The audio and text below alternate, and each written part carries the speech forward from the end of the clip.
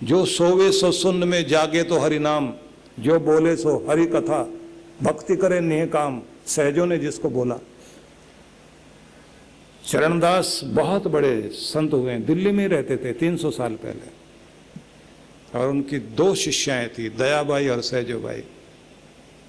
अलग कुटिया लेकर के साधना करने गई, और जब परमात्मा हृदय में उतरा तो गीत उतरने लग गए। उन्होंने जो दोहे लिखे बहुत अद्भुत है, जैसे किसी ने मंत्र साधारण भाषा में दे दिए हो, ऐसी भाषा उनकी बहुत अद्भुत है। तो परमात्मा में सोना सीख जाए, भक्ति में, जो सोवे सो सुन्न में, दिमाग को सुन्न करना सीख जाए, दिमाग को शांत करना सीख जाए। जो सोवे सो सुन्न में, जागे तो हरि नाम, परमात्मा में जाग जाओ, बोले तो हरि कथा, चर्चा हो तो भगवान जैसी चर्चा, दिव्य चर्चा। अगर देखा जाए तो गीता भी संवाद ग्रंथ है।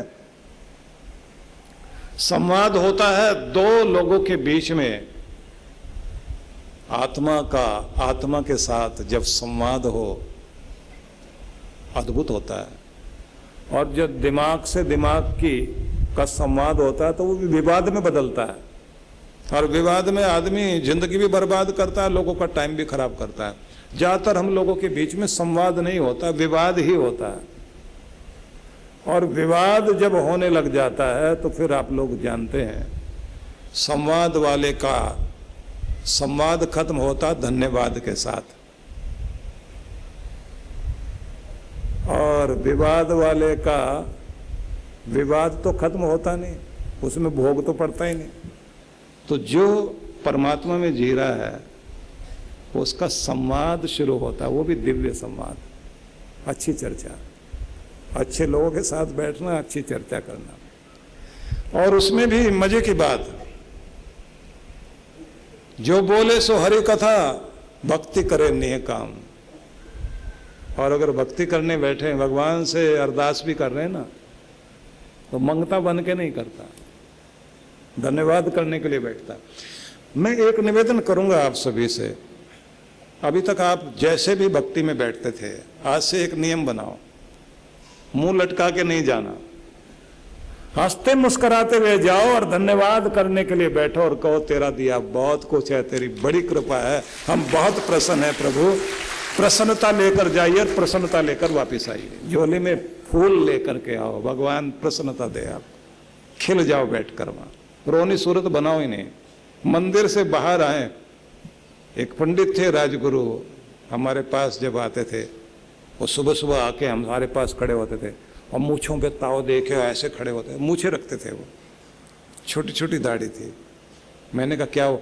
एनर्जी लेके आया हूँ। मैंने कहा कहाँ से आया? मंदिर से आया हूँ।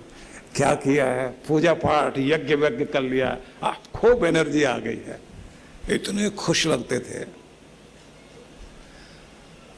मैंने कहा कभी कभी उदास भी होते हो? बोले बस जिस दिन जो है ठीक से पूजा ना हो पाए, जिस दिन आनंद में नहीं बैठ पाए, जिस दिन खुश ना हो पाए, सारा दिन रोनी सूरत बन जाती है। वो भगवान से मिलने के लिए गए, दुनिया के सबसे बड़े राजा महाराजा से मिलकर आ रहे हैं और उसके बाद भी चेहरे पर उदासी हो, लटका हुआ चेहरा हो, तो फिर क्या मिले?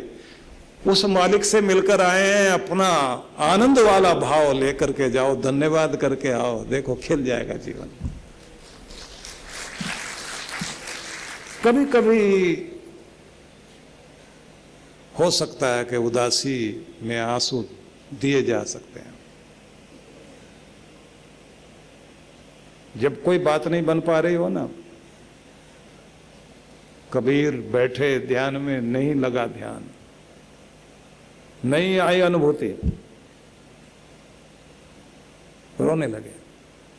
कबीरा हंसना बंद कर, रोने से कर प्रीत, रो कर के ही पाइए प्रेम प्यारा मीत। अब तो लगता है रोने से मिलेगा, उसके लिए बिलखना पड़ेगा, व्याकुलता उत्पन्न करनी पड़ेगी, तब रोए। हर समय रोने की आदत मत बनाओ, खुश होकर के जाओ, आनंद मनाते हुए जाओ। तो कृष्ण भगवान ने यह कहा कि कछुए की उपमा को याद करो। जैसे वो अपने अंगों को समेटकर अपने को सुरक्षित करता है, तुम्हें भी स्वयं को सुरक्षित करना है। तुम्हारी इंद्रियां संसार के विषयों की तरफ चलते चलते तुम्हारे मन को भटकाती हैं और उससे तुम अपने परमात्मा के आनंद से और उसकी भक्ति से दूर हो जाते हो। तो तुम्हें केंद्रित रहना आना चाहिए। इसे मैं दूसरे अंदाज से कहना चाहूँगा कि जिस प्रकार से कछुआ अपने लक्ष्य की तरफ चलता जाता है, धीरे धीरे धीरे धीरे धीरे धीरे मंथर गति से चलता है, लेकिन अगर कोई छेड़ने आ जाए तो उस समय वो अपने को बचाने के लिए सारे अंग अपने जो है अंदर समेट लेता है और ऐसा हो जाता है जैसे निर्जीव हो गया। हम बचपन में देखा करते थे कि घर के पास में तालाब था, तो उसमें से बहुत सारे कछुए बाहर आ जाते थे, तो साथ साथ जाके हम लोग कभी कभी, बच्चे तो गलतियां करते ही हैं, तो जिधर वो जा रहा होता था ना उसको उठा के दूसरी तरफ उसका मुंह करके छोड़ के आते थे और वो भी अपने अंग अंदर छिपा करके पूरा वेट करता था। आहट आनी जब बंद हो जाती थी, आहट से जो है प्रकंपन होते हैं, वाइब्रेशन आती है, तो जमीन में ये जानवर बहुत संवेदनशील होते हैं। तो जैसे वो लगता था कछुए को कि सब गए, उसके बाद अपने अंग बाहर निकाल कर और अपने आप को उलटता था। जिधर मुंह कर दिया गया उधर नहीं जाता था, जिधर लक्ष्य होता था फिर उधर मुड़ के जाता था। इसलिए आप दक्षिण भारतीय मंदिरों में देखेंगे भगवान शिव के शिवालय में जहां नंदी बैठे हैं तो उनसे आगे कछुआ रखा हुआ है, ये दर्शाने के लिए कि भक्ति की तरफ चलने वाले व्यक्ति, भगवान की तरफ चलने वाले भक्त कछुए से सीख ले कि जैसे वो लक्ष्य भूलता नहीं, निरंतर चलता है, लगातार निरंतरता उसमें रहती है। जिसकी भक्ति में निरंतरता है उसको भगवान जरूर मिलेंगे और उससे सफलता जरूर मिलेगी। तो थोड़ा ही प्रयास सही, लगातार जिसका प्रयास जारी है, लक्ष्य जो भूलता नहीं, सफलता उसे मिलती है। तो आज जो मैंने आपको बताया उसमें कुछ चीजें और जोड़नी है आपको, जो आपके लिए प्रयोग करने के लिए जरूरी होंगे। एक, आपको अपने समय के साथ, खुद के साथ निष्ठुर होना पड़ेगा, कठोर, ना वक्त खराब जाए, ना आपकी आदतें खराब। आपको अपने आलस्य को जीतना है, मन से भी आलस्य नहीं करना, क्योंकि जिंदगी कीमती है। पृथ्वी एक उपग्रह है जिस पर आप रहने के लिए आए, यहाँ थोड़ा वक्त मिला है, इसे बहुत अच्छे से बिताइए क्योंकि आप कीमती हैं। और ऐसे कीमती इंसान को, जिंदगी को कीमती बनाने के लिए अपना ख्याल रखना होगा। तो कठोर हो जाइए।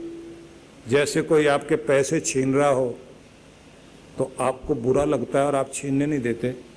आपका कोई वक्त छीने, आपकी कोई प्रसन्नता छीने, आपकी खुशी छीन ले कोई, या फिर आपका आलस्य आपसे आपका कर्तव्य ना करने दे, कठोर हो जाइए आज से। ये पहली चीज याद रख लीजिए। कितने लोग तैयार हैं? हाथ खड़े करके बताएं। बहुत अच्छी बात है, जमुना पार जाग गया, बधाई हो आपको। बहुत तरह की शक्तियां आपके पास हैं। दूसरी बात कह रहा हूं, प्रेम भी एक शक्ति है, बुद्धि भी एक शक्ति है, धन भी एक शक्ति है, संगठन की भी शक्ति है, लेकिन मुस्कुराहट की भी एक शक्ति है। जो चीज आप गुस्सा करके नहीं मनवा सकते, मुस्कुरा कर मनवा सकते हैं। तो आप अपनी जिंदगी को भी खुशहाल बनाना चाहते हैं तो अपने चेहरे पर मुस्कुराहट लाने के लिए तैयार हो जाइए। गिन के कम से कम 10 बार तो हंसना है और हर पल मुस्कुराहट का श्रृंगार करते रहना है। ये श्रृंगार कम ना हो जाए, इस मेकअप को थोड़ी थोड़ी देर के बाद चेक करते रहना। तो मुस्कुराहट के लिए कितने लोग तैयार हैं? पक्का वायदा करना। जिनके मुंह में दांत नहीं वो भी मुस्कुराना, जरूर मुस्कुराना। अच्छे लगेंगे आप लोग। ये भी याद रखना है आपको कि हंसना है, पर किसी पर नहीं हंसना, किसी की मजाक नहीं उड़ानी है, किसी को नीचा नहीं दिखाना है। एक बार हंसी थी द्रौपदी, महाभारत खड़ा हो गया। उदाहरण बहुत हैं, बस इस बात का ध्यान रखना, हंसना जरूरी है। तीसरी बात, अपनी शक्ति को जगाइए। आपकी शक्ति जिस जिस चीज में है उसे ध्यान रखें। आपके प्राणों में शक्ति है, प्राणायाम करो। आपके मन में शक्ति है, मनोबल बढ़ाओ। आपकी बुद्धि की शक्ति अद्भुत शक्ति है, रोज नया सीखिए। आपकी आत्मा की शक्ति से बढ़कर दुनिया में कोई शक्ति नहीं है। आत्मबल बढ़ाओ तपस्या के द्वारा। और आपके शक्ति दिखाई देती है तन में, शरीर में, तो व्यायाम के द्वारा अपनी शक्ति को बढ़ाओ। तो इसमें कुछ चीजें ध्यान रख लेना। एक, आरोग्यता अगर आपके पास है और आपके अंग आपके आखिरी घड़ी तक साथ निभाते हैं तो जिंदगी में आप सौभाग्यशाली इंसान हैं। और भगवान से मांगो भी सही कि भगवान इस लायक बना मुझे कि जब तक जीऊं मुझे किसी से सहारा लेने की जरूरत ना पड़े, मेरा शरीर साथ निभाता रहे। तो इसके लिए आपको थोड़ा तो कुछ करना पड़ेगा, कीमत तो चुकानी पड़ेगी। एक तो आलस्य त्याग दीजिए आज से। कार्डियो एक्सरसाइज रोज करनी है, हार्ट ठीक चले, ब्लड सर्कुलेशन अच्छा हो, तो थोड़ी सी हर दिन सैर भी पहला चक्कर धीरे धीरे, बाद में धीरे धीरे बढ़ा देंगे, स्पीड बढ़ाएंगे और आखिर में धीमे होते होते आप एक जगह बैठ जाइए और वहाँ बैठकर थोड़ी देर शांत करें अपने आप को, फिर स्ट्रेचिंग करें, योगासन करें और बाद में थोड़े प्राणायाम। ये एक चीज हो गई। दूसरी चीज आपको ध्यान रखनी है, ये सब ध्यान से सुन लेना, क्योंकि ऐसी कथा में नहीं आए आप। कथा वो होती है जो व्यथा हरे, पीड़ा हर ले, दुख छीन ले और नया बना दे। तो इसलिए आप उस जगह आए हैं कि ये रंग लग जाए तो जिंदगी बदल जाए। आपको याद रहे कि एक बार सुना था, उसके बाद जीवन दो भागों में बंट गया, मिलने से पहले और मिलने के बाद। यही इतिहास बनना चाहिए। तो एक बात आप ये करेंगे अपने साथ में जो सबको ध्यान देना है, अच्छी नींद, जितना ज्यादा सो सकते हो सो। आज के समय में नींद बहुत कम होती जा रही है, उम्र बढ़ते बढ़ते नींद कम हो जाती है। और अभी मैं जो देखता हूं, ज्यादातर आर्टिकल इस बात पर आते हैं कि जैसे जैसे आदमी की जीवनी शक्ति कम होती है, नींद भी कम हो जाती है। अच्छी नींद लीजिए, पानी की मात्रा ज़्यादा लो और साथ साथ में आपको प्रोटीन्स, विटामिन्स, कार्बोहाइड्रेट्स वगैरह, मिनरल, ये ठीक मात्रा में लेने चाहिए। अगर 40 के आप हो गए हैं तो 4-6 महीने के बाद एक बार ब्लड टेस्ट जरूर कराइए। डॉक्टर से आप जाकर के मिलें और अपनी ब्लड रिपोर्ट दे करके आपको कौन सा डाइट चार्ट अपनाना है, क्या डाइट आपकी होनी चाहिए, उसे जरूर ध्यान दें। कुछ चीज़ें आप आयुर्वेदिक अपना सकते हैं जिससे आप, क्योंकि पूरी दुनिया को चिकित्सा विज्ञान भारत ने दिया, भारत के ऋषियों ने दिया। ये इस बात के लिए मैं मोदी जी को बधाई दूंगा कि उन्होंने योग को पूरी दुनिया के लिए उस जगह पहुंचा दिया है कि योगा डे अब मनाया जाता है पूरी दुनिया में और लोग इसको आदर देने लगे। और ये भारत का योग जब पूरी दुनिया में पहुंच जाएगा और भारत का ध्यान पहुंच जाएगा, निश्चित बात है भारत उस समय जगत गुरु कहलाएगा, निश्चित रूप से कहलाएगा। तो योग और आयुर्वेद, इसको हम बहुत महत्व दें। एक बात आपको घर परिवार की कहना चाहता हूँ, और वो ये, आपका घर प्रेम का मंदिर है, अपनी अकड़ दिखाने के लिए नहीं। अगर कभी झुककर भी अपना घर बचाना पड़े, सॉरी भी बोलना पड़े तो जरूर बोलना, पर घर को नहीं टूटने देना। वो अकड़ किस काम की जो सदा रुलाए। वो झुक जाना अच्छा जो सदा मुस्कुराने के लिए मजबूर कर दे। इसलिए अपने घर में बात बात में गुस्सा करना, झगड़ा करना छोड़ दीजिए। और पति पत्नी जब भी साथ बैठे हैं तो हर समय लड़ना ही जरूरी है, ऐसा क्यों भाई? ये जो कहते हैं ना कि जिंदगी जंग है जब तक पत्नी संग है, जहां बैठो वहीं लड़ना नहीं। तो जो लड़ाई को झगड़े को छोड़ के मधुरता को अपनाएंगे वो जरा हाथ खड़े करके दिखाएं कौन कौन है। कुछ महिलाओं ने तो हाथ नीचे ही रखा, भाई हमारी तरफ से तो हमारे तो बस का है नहीं। वो बहुत ईमानदार महिलाएं हैं। अब की बार दोबारा खड़े करिए, कितने लोग हैं जो अपने घर को प्रेम और शांति का मंदिर बनाने के लिए तैयार। अब की बार सब तैयार हो गए। भगवान करे ऐसा ही हो। बधाई हो आप सबको। जीवन यानी निरंतर दौड़ भाग, तनाव, शारीरिक व मानसिक थकान। कुछ सुकून के पल हम सबको चाहिए। ऐसा सुकून जो हमें ताकत, स्फूर्ति और आंतरिक शांति से भर दे। ध्यान यानी मेडिटेशन एक ऐसा माध्यम है जिसके द्वारा मन को चैन, शांति और सुकून मिलता है।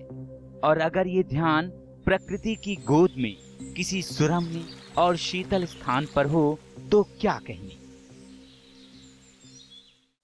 आइए परम पूज्य सुधांशु जी महाराज और आदरणीय डॉक्टर अर्चिका दीदी के शुभ नेतृत्व में सीखें ध्यान की कुछ अद्भुत विधियां जो न सिर्फ शरीर को शक्ति प्रदान करेंगी बल्कि आंतरिक शांति से भर देंगी। एक सुंदर अवसर है 5 दिवसीय ध्यान शिविरों में भाग लेने का और साथ ही लघु चंद्रायण तप में भाग लेने का।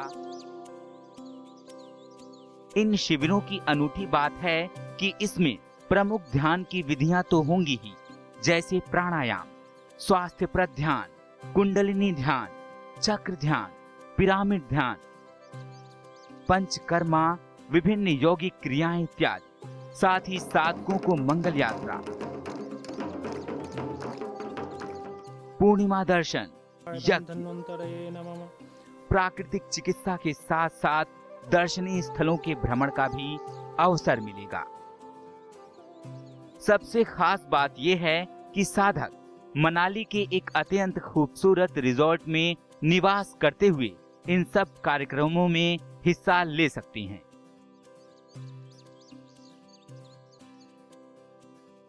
तो आइए परम पूज्य गुरुदेव और डॉक्टर अर्चिका दीदी के साथ मनाली चलें, पहाड़ों पर कुछ दिन बिताएं, ध्यान की विधियां सीखें और पाएं एक तनाव रहित मन, स्वस्थ तन, आत्मविश्वास और सबसे बढ़ के आंतरिक शांति और सुकून। परम पूज्य श्री सुधांशु जी महाराज के आशीर्वाद से पूज्य डॉक्टर अर्चिका दीदी जी के पावन सानिध्य में गोविंद ध्यानम। अपने मन को, बुद्धि को मुझ में रमा दो। अगर हमने बस इतनी सी भी बात याद कर ली कि हर समय मन परमात्मा में रमा दिया तो हमारा कल्याण हो ही जाएगा। कार्यक्रम की रूपरेखा, दिनांक 23 अप्रैल 2023, समय प्रातः 10 से 1 बजे, सत्संग स्थल शहीद मदनलाल ढींगरा सामुदायिक केंद्र, पुरानी ITI रोहतक। आयोजक विश्व जागृति मिशन रोहतक मंडल। संपर्क सूत्र। इस कार्यक्रम में आप सभी सपरिवार सादर आमंत्रित हैं।